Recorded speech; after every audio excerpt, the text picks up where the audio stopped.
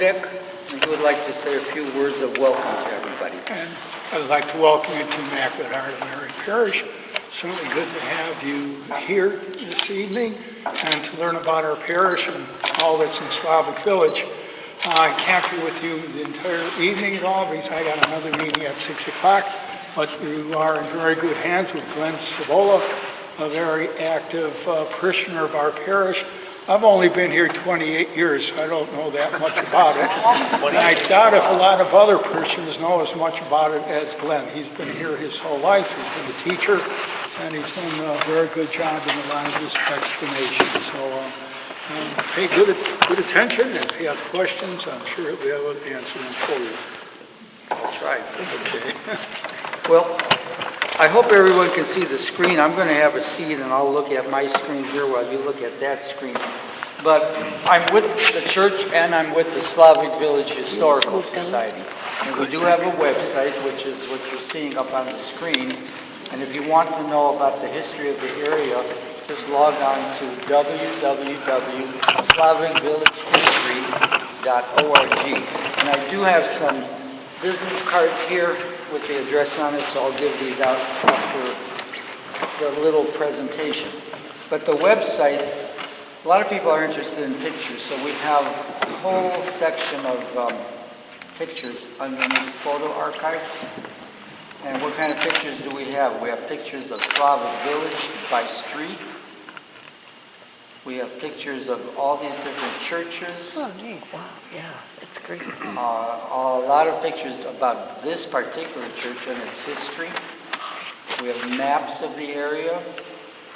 We also have, we also extend our research into movie theaters that once existed in the area. And we venture out of the area to Broadway Harbor, downtown, Garfield Park, other areas, and a couple of miscellaneous things. But if you have time, check out our website.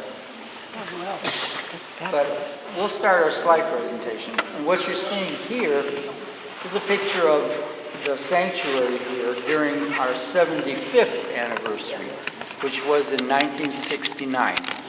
The congregation, the parish, was founded in 1894. So 1969 was our 75th anniversary. So this year, in May of 2025, we will be 131 years old. Wow. Not the building, but the congregation. And the next slide is a picture of the founder, I believe. Yes, this is our founder. His name is Reverend Anton F. Kolashevsky. He has a very interesting history. He's associated with not only this parish, but also the parish to our north, a couple blocks, St. Stanislaus. He was the pastor of St. Stanislaus at one time. And he was responsible for building the current building of St. Stanislaus. And this is what St. Stanislaus looked like when it was originally built. Now, if you've been in that area and you see St. Stan's today, it doesn't have these tall towers anymore. They were blown down in a tornado in 1908 and never rebuilt to their same height. But he was the pastor who was responsible for building that building. And because of the expense involved and the way he went about raising money to build that church, in some ways were unorthodox, and the bishop at the time was asking questions about, well, how are you raising all this money, and the way you're doing it is not right. So there was disagreement with the bishop. And to top it all off, Father Kolashevsky was Polish. The bishop, and that'll be the next picture, the bishop was German, Bishop Horstmann. Now the Germans and the Poles did not get along together. So a Polish priest felt that he didn't have to listen to a German bishop.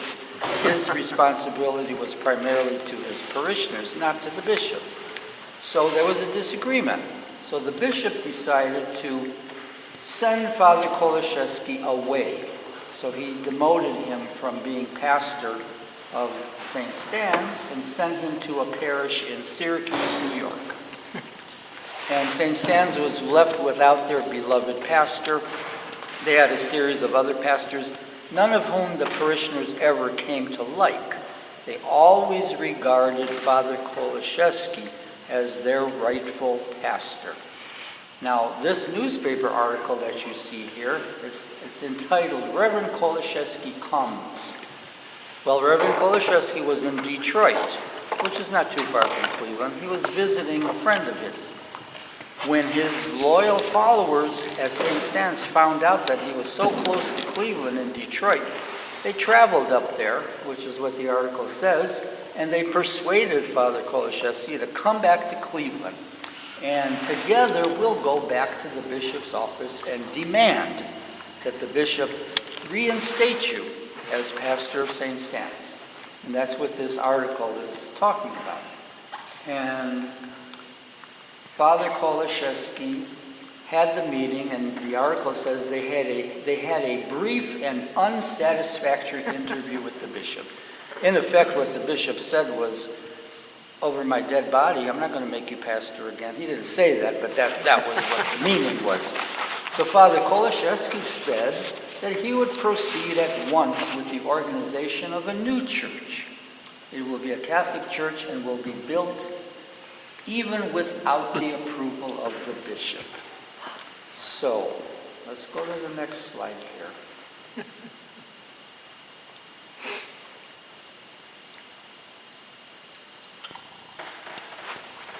Now, this newspaper article is referring to the fact that Reverend Kolashevsky and his group of fractious Poles, as they were referred to in the newspaper, didn't want to listen to the bishop. If he wasn't going to reinstate him as pastor, they're going to start their own church.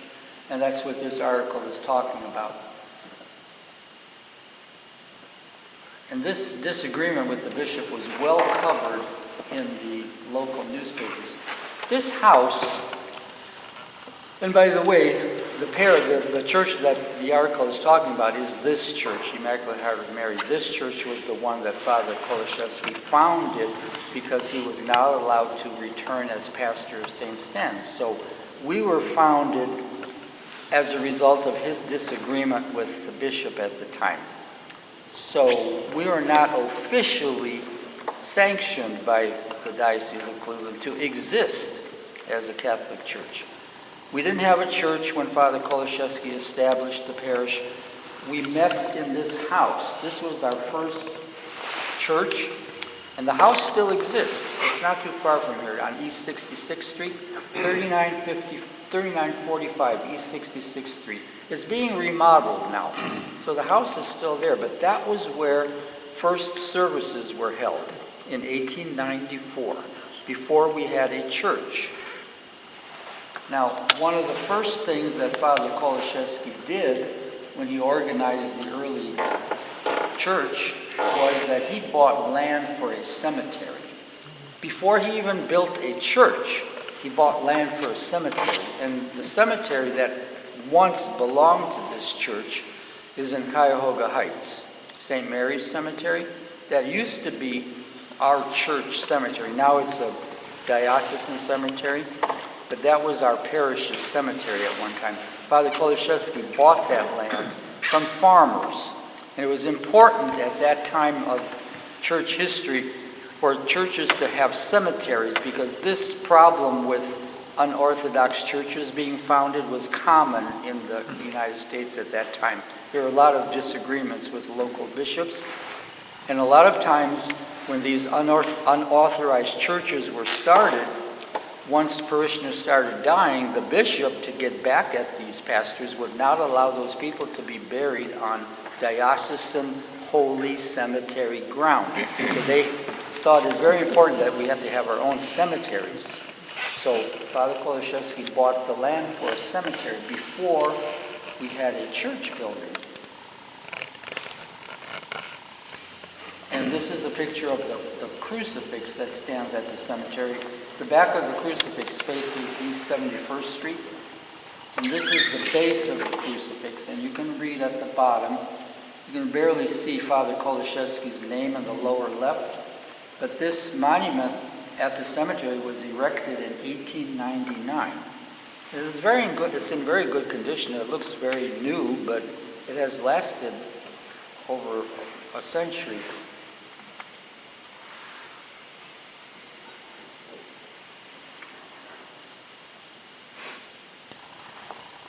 And this is a newspaper article referring to the charter with the state of Ohio that Father Kolashevsky assigned to establish the parish.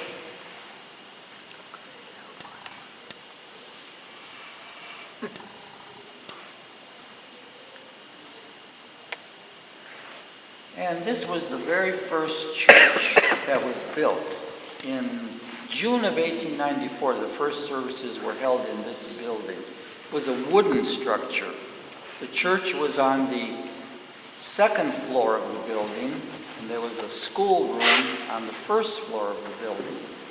And that this building would have stood in the parking lot next to the church here, in between the space of this building and the convent. So this wooden church would have stood approximately where the flagpole is in the parking lot.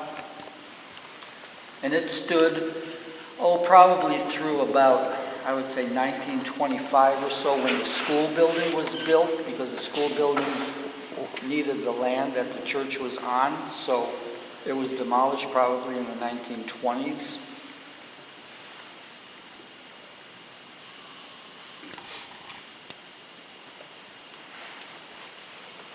And this is the very first priest's residence or rectory that we had, and it stood at that end next to the church at that end, where their parking lot is now. And this is a picture of the early staff that worked at that house. They had a large staff of people that worked there, and ushers that worked in the church. Now, as I said, this parish was founded as an unofficial parish, not officially sanctioned by the diocese. And because of that, Rome excommunicated this parish and Father Kolashevsky on June 20th, 1894. There was a notice of excommunication read in every Catholic church of the diocese. And the diocese at that time, in 1894, extended across the entire state of Ohio. The diocese of Ohio, there was no diocese of Cleveland. The diocese was large and encompassed all of the state because the population was not that large yet. So this parish was excommunicated. We were not officially a part of the diocese because Father Kolashevsky decided he was going to start the parish without the approval of the bishop.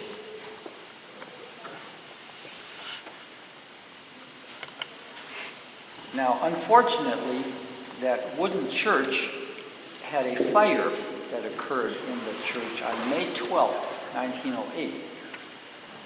Father Kolashevsky had finished a funeral, left an incense burner still burning next to some vestments which caught fire, and then the church the church on the second floor caught fire, while school was in session on the first floor.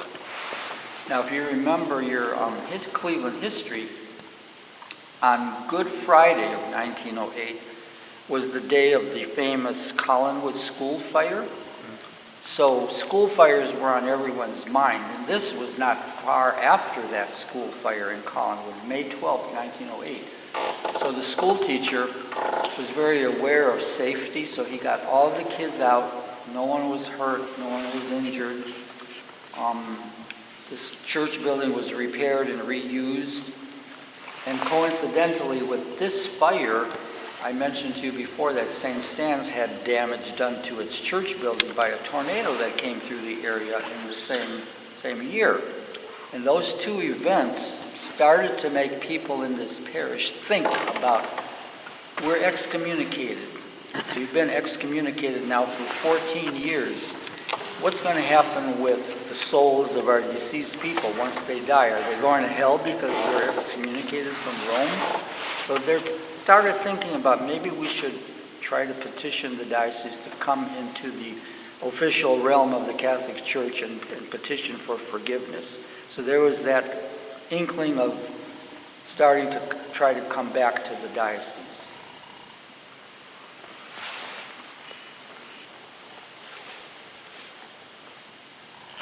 And this is a favorite picture of mine. This was taken in 1910. It was taken beside the original wooden church. And the man in the center is the teacher. He was the organist and teacher of the children. This is the first communion picture. And it's just a beautiful picture to me. It was taken in 1910. Probably none of those people are alive. But they have relatives that are alive and that may be in this neighborhood and don't even know that this picture exists. And this picture is on our website. And about 10 years ago, I got an email from someone in Washington, D.C., who saw the picture. Happened to be the great-great-nephew of the man in the picture, the organist and teacher. And he wanted some more information about his great-great-uncle. So I had some, and I sent him what I had. But it's an example of the power of today's communication and internet. Pictures are very valuable. They speak to people. They may not speak immediately, but someone out there knows something. And sometimes it takes a while before you find out something about some of the pictures you have. But that's why this picture is so precious.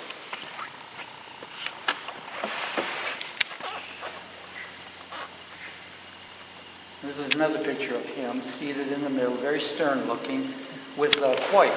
So he was also director of a choir. And this letter, it refers to the fact of what I mentioned before, that the parishioners decided officially to write this letter, and they sent it to the bishop, asking the bishop if the parish could be forgiven for being excommunicated, and can we come back into the good graces of the church. And that petition was accepted. And the next slide, I believe, is the newspaper article that describes, it says, the ban lifted from independent church. I won't read the article, but it goes on to say that there was a grand ceremony of reconciliation, and that would have occurred in the old church, not this building.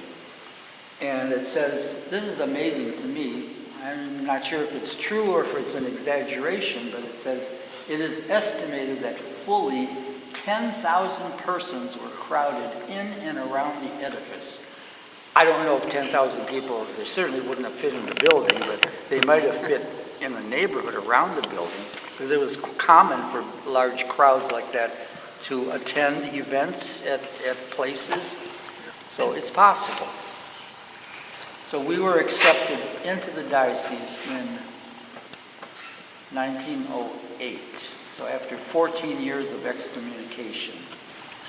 Father Kolashevsky himself, part of the deal of coming back into the diocese was that Father Kolashevsky could have no more contact with the parishioners of this parish. He was in effect banned from the parish. He went to live with his sister. He had a sister who lived on Denison Avenue, and that's where he died, at her home. Actually, he died on December 2nd, 1910, and this article was describing that. The article is dated December 4th, 1910. He's buried at Calvary Cemetery, and a very plain tombstone marks his grave. There's a picture of it here. Very plain, it just says Reverend A.F. Kolashevsky, dates of birth, dates of death. No association whatsoever with either church, St. Stan's or Immaculate Heart. So it's just acknowledging the fact that he existed, but no connection with the churches that he so dearly loved.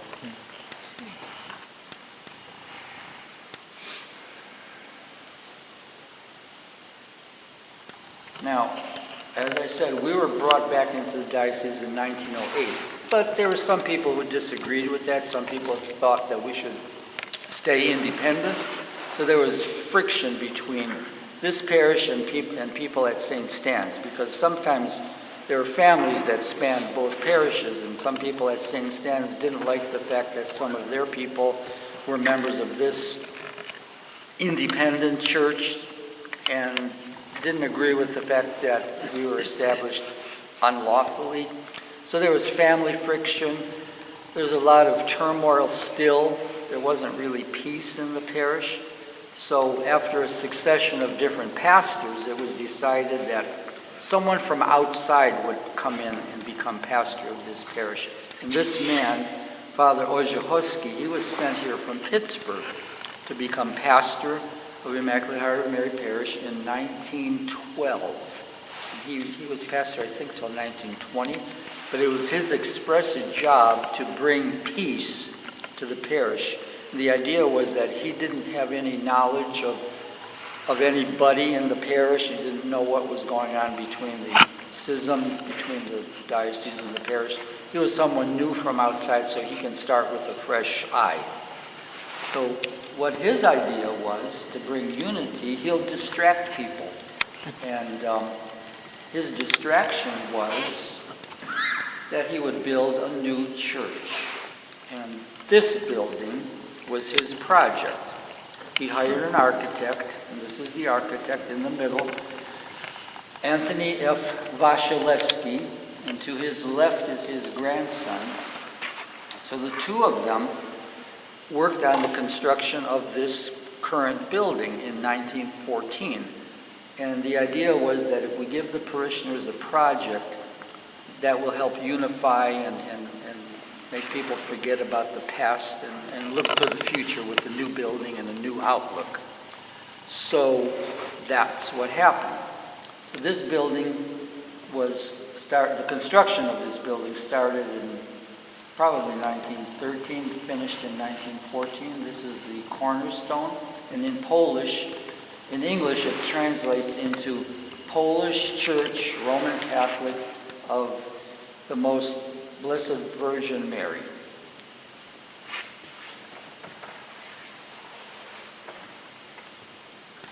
And these are pictures of the construction of this church. And this picture was taken of three ladies standing on a mound of dirt. And it would have been taken on that side of the building.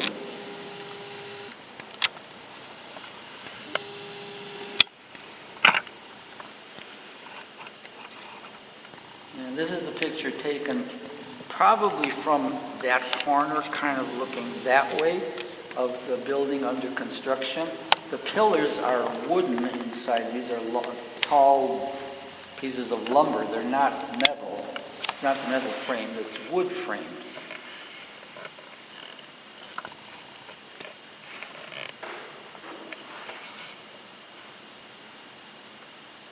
And this is another picture of the same lady standing in another section of the building under construction.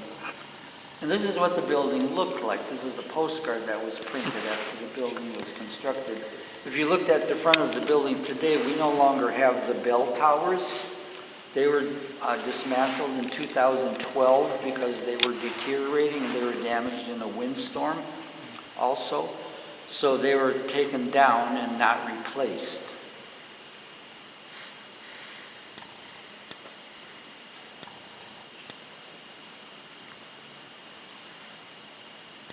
And give you an example of another church that the architect designed. This is the Church of St. Anthony in Lismore, Minnesota. The architect was from Minneapolis, Minnesota. This church looks very similar to our church. So he designed many churches, and they all have a similar appearance. And coincidentally, he worked with the stained glass studio, of which I'll talk about in a few minutes. And most of his churches have stained glass windows by the same studio.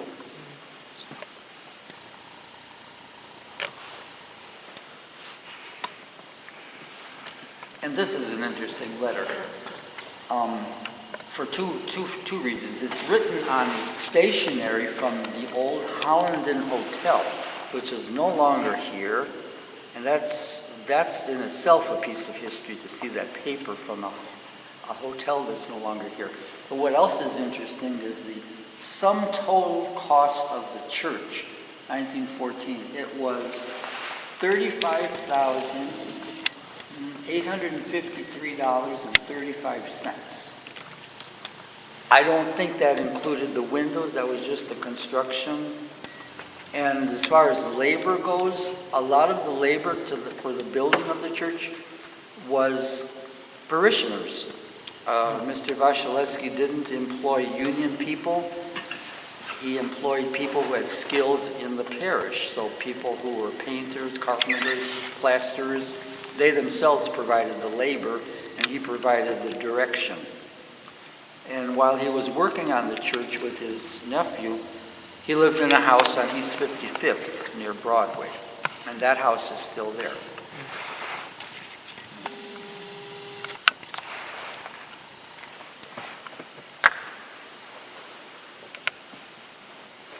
I wonder if that Peter Golubsky was, who signed on there was, Yes, Yeah? yes. they were around then too. Yeah. She's asking about the signers on that letter of petition to come back into the diocese. There was a Mr. Golubsky. Yeah, that was Mr. Golubsky of the Golubsky Funeral Home of fame. He was one of the powers that be in the parish at the time. That's still an operating funeral home now, right? Yes. Yeah. And this is a picture of the sanctuary here as it appeared. I think this picture was taken in the 1930s, before the building was remodeled to more or less what you see today. So it was much more elaborate.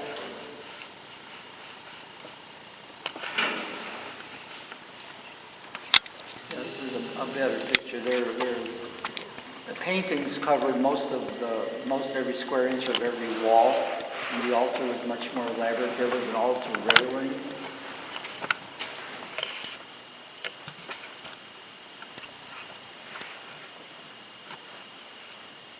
And this is a better picture.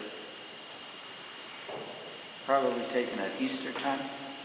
Now, let me go back a little bit.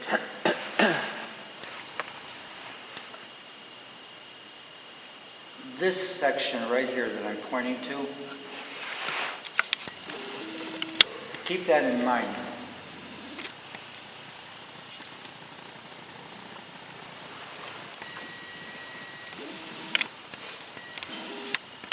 This is a picture of the east side of the church. That's this side. So at the time that this picture was taken, there were confessionals beneath the window, and a little altar in the corner, which is not there anymore. The window is the same. This is the other side, laid out the same way.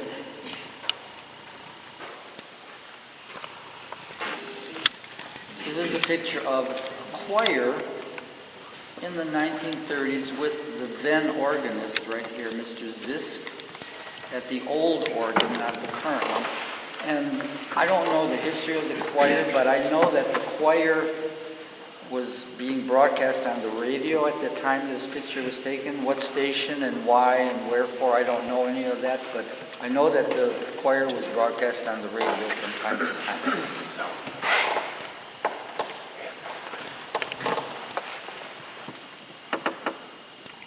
And this is also another picture of a boys' choir with Mr. Zisk playing the organ.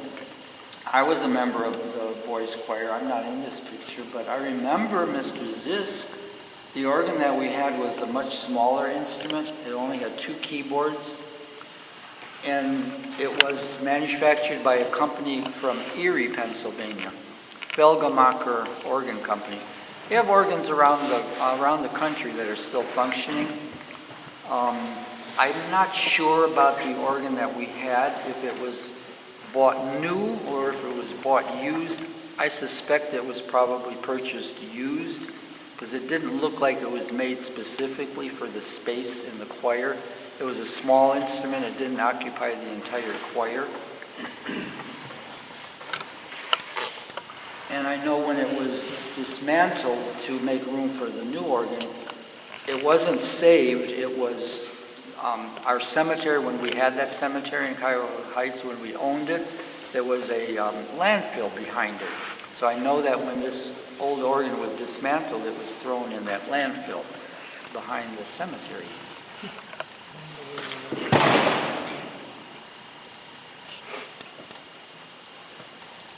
And this is a picture of that instrument as it existed up until 1962 when it was replaced.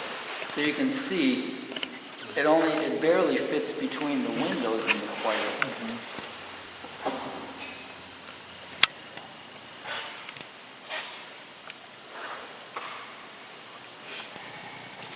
Now, this is an interesting picture taken in March 23rd, 1930. I included this picture only because of the numbers of people that it shows in it. It's taken in front of the church. It's a part of a panoramic image. The image is on display in the museum, the actual image. It's about 3 to 4 feet wide. It's a panoramic image. It shows the entire property of the church with all these people in front. This is the center, just showing the people in the front of the church building. But it's a picture commemorating the visit of the Polish ambassador to the United States on March 23rd, 1930. He visited our church because this was a very Polish neighborhood at the time, so he would have visited here and probably St. Stan's.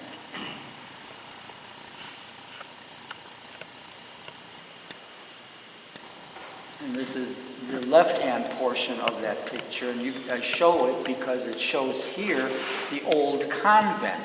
The current school building is right here. This is the church, this is the school. This is the old convent that used to stand where the current convent is. And if you look at this picture, you see 2 different colors of roofs. That's because that old convent was composed of 3 frame houses put together into one large house to house I don't know how many nuns it housed, but there was nothing but sisters, nuns who taught in the school, and they needed a large house to house all of them.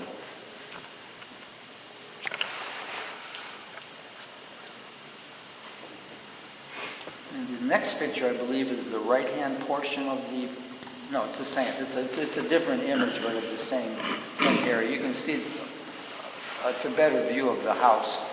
Now this is the right-hand side of that picture, and it shows the old rectory here. So the old rectory was to the west of the church. The current rectory is in this space, and this, where the old rectory was, is the parking lot now in front of the current rectory. Big Glenn, did you get rid of that There's a box upper in there. right-hand corner? There's Box. A what? There's a box up a there. message. Oh, I didn't see that. There, it's fine It's now. fine. Boy, they really turned out for that, didn't Oh, they? they did, yes. I love these pictures because there's just so many people. Wow. Just look at them. I like to see what they're wearing, too. Me too, and their shoes. Yep, exactly. And the men all have suits. And this is just a close-up view of the sister's house, the nun's house, the old convent. This is the new convent. And this is the building where the museum is in. So when you go out here, you'll see that building. Don't go in the front door. That's always locked. Nobody goes in the front. There's an entrance here on the side in that L-shaped courtyard.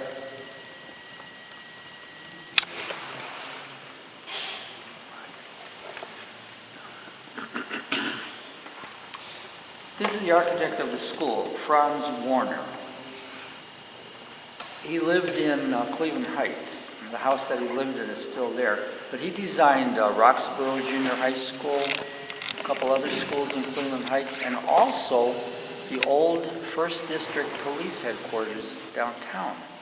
And that building is still there.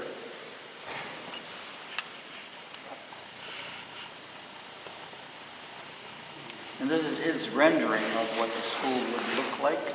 It didn't quite turn out this way, but it's fairly accurate.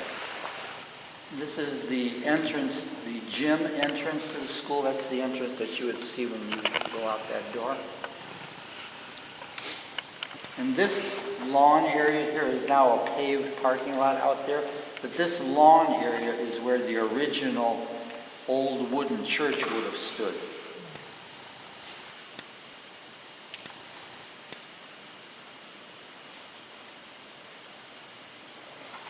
This is a picture of the school under construction. It's hard to see, but they were still actually using in the 1920s horse-drawn wagons to haul materials.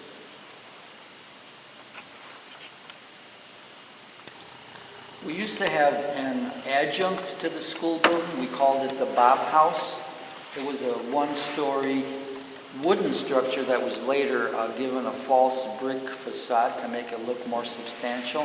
But it's no longer around. It was torn down. But it stood on the Worley side of where the new rectory is. There's a fenced-in lawn there now where this building used to stand.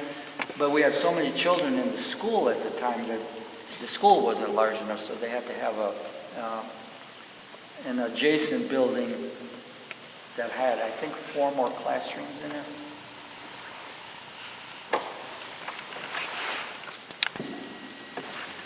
This is an interesting picture taken in the old priest's residence basement. This was taken during World War II, and it shows girls, young girls and ladies from the parish writing letters to parish servicemen who were serving in World War II. I don't know how often they did this, but this is what the picture shows.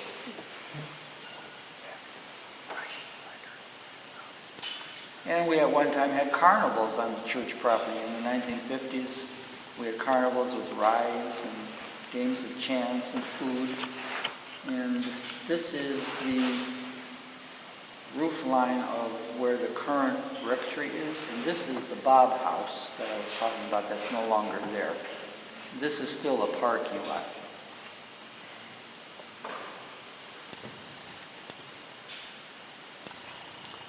And this is a picture of, at that time, Bishop Hoban and 2 priests from the parish standing in front of the old rectory entrance on Lansing. And this church was remodeled in 1959, and the old altar and decorations were removed, painted over, and this is what replaced it. But even this is not what you see today, because we no longer have this canopy, and then there's another people-facing altar in front of the rear-facing altar. So even this remodeled image is not what we have today. So the remodeling has been continuing, and that happened in 1959. And remember before I asked you to keep in mind this one piece of the old altar? Well, when the church was being remodeled, there was a parishioner who got very upset when she saw the workmen trying to remove this section of the old altar. It used to, see the lit up gold tabernacle? This section used to sit above that, on top of it. It was like a part of an enclosure for that golden tabernacle. She got very upset when she saw the workmen trying to dismantle it, and she made them stop. She went over to the rectory, demanded of the pastor, make them stop tearing that down. I want them to save that part. I want it. So they obliged. The pastor listened to her. You know, don't deny a woman anything. So they gave it to her intact, and she had it in her living room on display for many years until she died. And her family promised to take it and keep it in their home. And I saw it, and that's how I photographed it. And I repaired it for her. It had lights in it that didn't work anymore, so I fixed the lights, made it light up again, so she was very happy. And I didn't even know she had it. And to tell you the truth, I don't even know how I found out that she had it, but I saw it.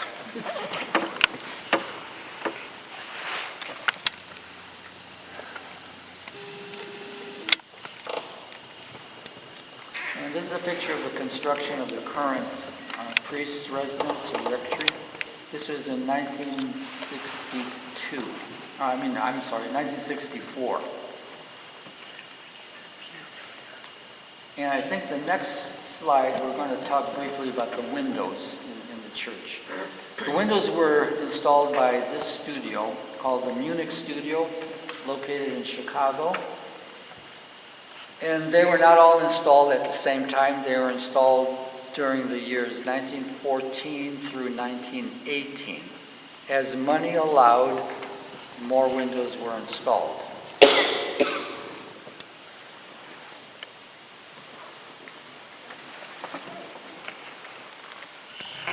And this is an advertisement from the Munich studio, giving a list of other churches around the country that had their windows. And if you look at the list, you see Cleveland, Ohio, in two places here, right around here and right around here. Holy Rosary in Little Italy. They have some windows done by the same studio, not all of their windows, a few of them. So that's one church that has their windows in Cleveland, besides this church.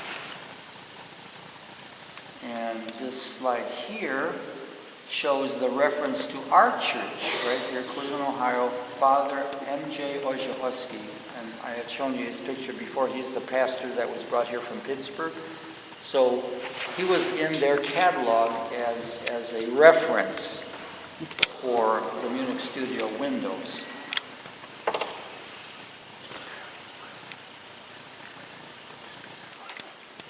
And many of our windows are signed. And if you look closely, usually towards the bottom left somewhere, this particular window is on that side of the building, the third one down. But they're signed with this very identifiable script that says the Munich Studio, Chicago, 1914. And then the next slide is a close-up of the signature.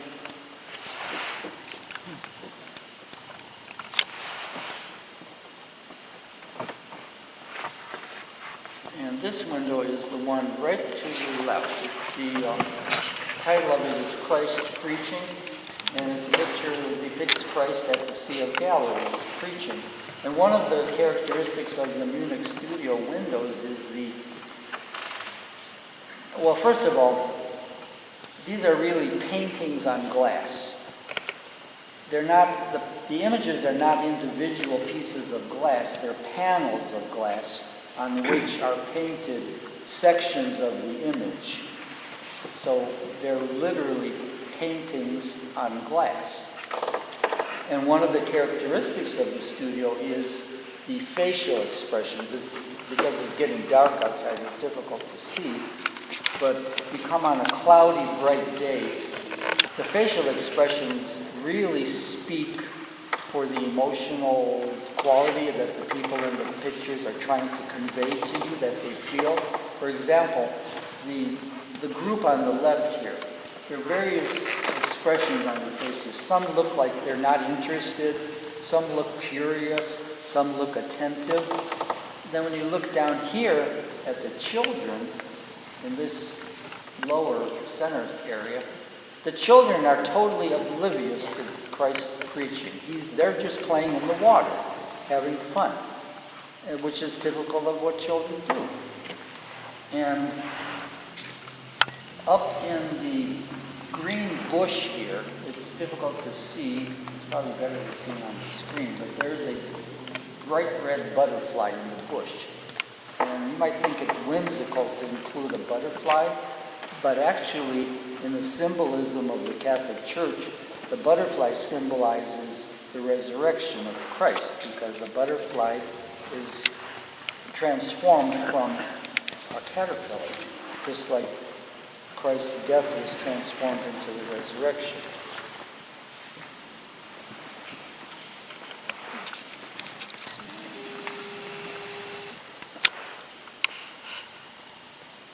And the opposite window is entitled Holy Rosary. It's an image of St. Dominic in the Holy Rosary. I included this picture. This is a picture of St. Joseph's Church in Tiffin, Ohio. They have windows done by the same studio. And this window in the front, just look at the shape of it. It's about as large as these large windows, but half the vertical size of it. And I included this because this church has in their archive copy, well, not a copy, but they have the original contract with the Munich studio for one of their windows. And this is their contract. It was signed, I think it was dated 19... Went too far, sorry. It's dated 1906. So they have a window, half the vertical size of one of those. In 1906, they paid $750 for it. So equivalent dollars in 2025 would be, for the size of this window, it would probably be in the neighborhood of $75,000 to $100,000. And the smaller windows would probably be $50,000 to $75,000, if you could find the artist to do it.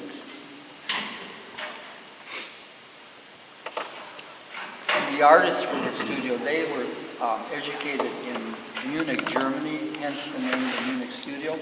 They had several artists that worked on different aspects of the windows. One artist in particular, he specialized just in painting the drapery folds of the fabric that the figures wore. And if you look closely at them in better light, you can appreciate how realistic the folds of the fabric look.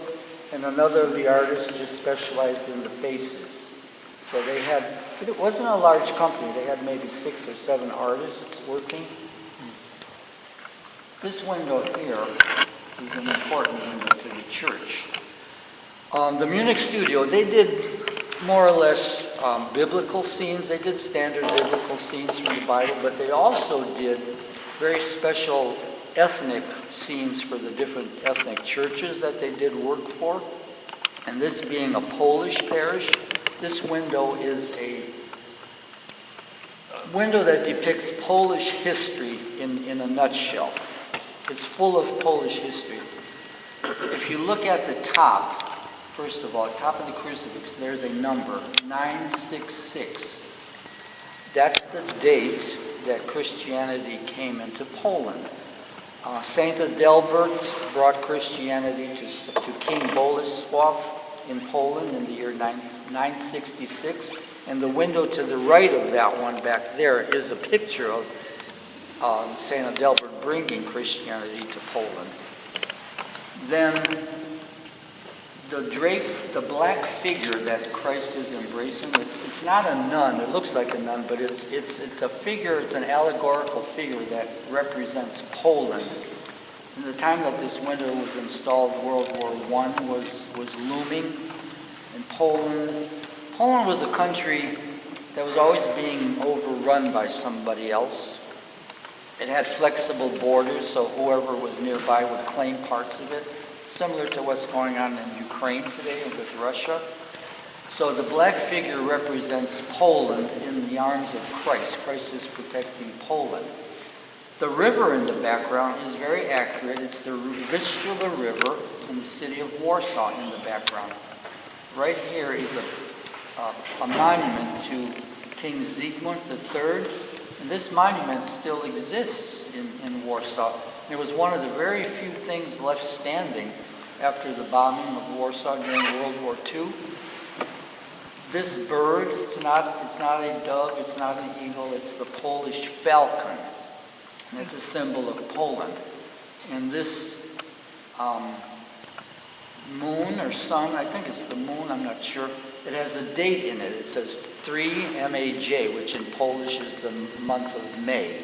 So the 3rd of May is Polish Independence Day.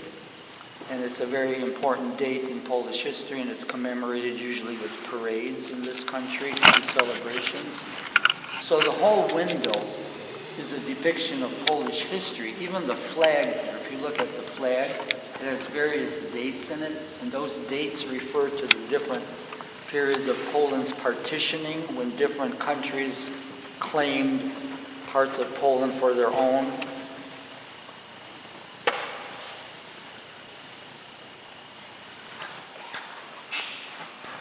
And this window is the one I was talking about. It's the one that depicts Christianity coming to Poland. So this is the king and Saint Adalbert, or this is the king right here, and that's Saint Adalbert symbolically bringing Christianity to the castle. Because Poland was a monarchy.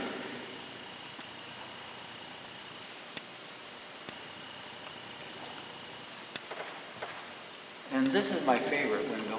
It's the Holy Family window. And it's the last one in the back there. I love the window because, like I said, it's called the Holy Family. Not only does it depict a human family, you have Mary, you have Joseph, the child Jesus, human family, but you have an animal family there too. You have chickens, you have little chicks, you have a proud rooster in the background, so you have an animal family also. And there's another church in Minnesota that contacted me for information about the studio because their windows are also by the Munich studio.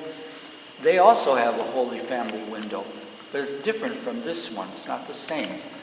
Their church is ethnically German, and their window of the Holy Family depicts the Holy Family in a more, it emphasizes more the carpentry aspect of St. Joseph rather than the agrarian and farming aspect of our window. Most of the people in this parish would have come from Poland as farmers or people that work the land.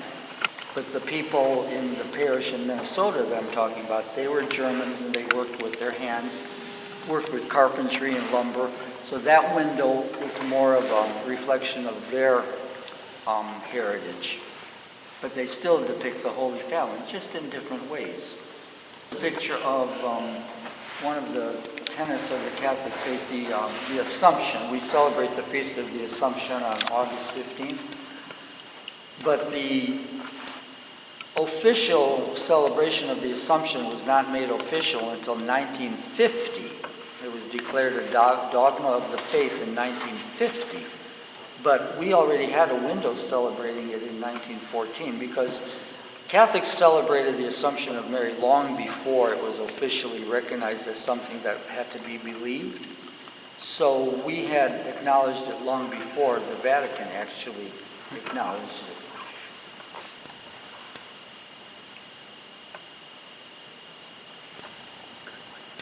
And this is another very interesting window. Not for the subject matter, but it does depict Jesus Christ being baptized in the Jordan by John the Baptist. The reason I included this window is because of who paid for it. All of the windows were paid for by various organizations or individuals. If they happen to be wealthy enough, they could sponsor their own window. We only have one window that was paid for by a wealthy individual. The others were paid for by organizations of groups of people from the parish. And this one was paid for, very interestingly, by all of the men of the parish whose first name was John. So I like to tell people that this window was paid for by the Johns of the parish.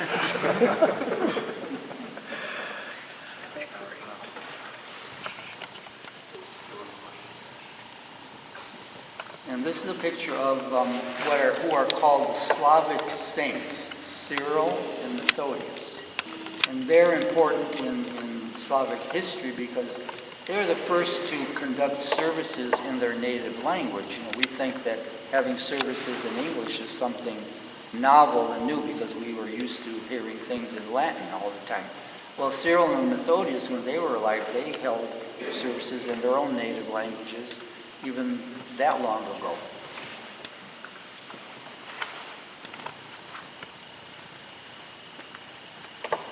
And this window here is the one right there. You can't see it now, but it's based on a Polish painting. I do have a picture of the painting, but I didn't show it today.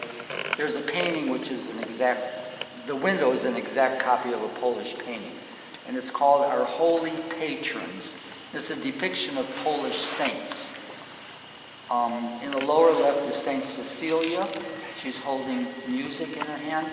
And what's interesting is these two black figures, these two black-robed females, they're holding in their hands little buildings that look like churches.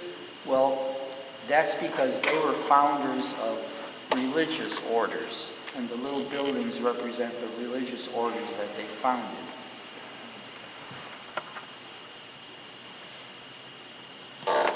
And I think, yeah, this is the last window here. There's a picture of St. Margaret Mary, who had a devotion to Jesus. And this is a picture of children offering prayers to the Blessed Virgin. There's a Polish custom of writing prayers on pieces of paper that look like hearts, and that's what this window depicts. And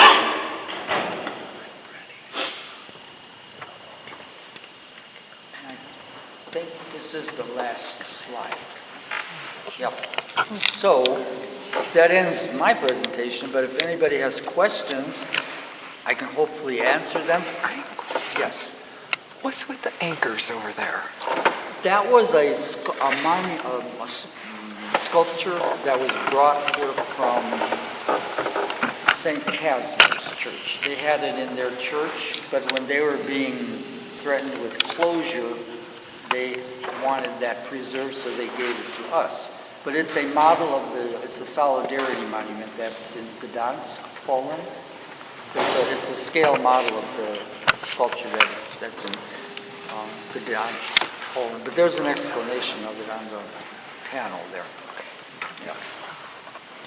Yes. When they handed over the keys to the bishop, it had a name on there, and I thought it said Canyoa. Was it a Canyoa? Yes. John Canyoa. Yep. Okay. Yep. So was Michael Canyoa a member of this church? Yes. Yep. But if there are no further questions, if you do have time and you care to, please go across the parking lot to the museum there, because Chuck Gliha is there, and he can guide you through the museum. That was a nice presentation. I Thank enjoyed you. it. Oh, I do want your card. Yeah, that was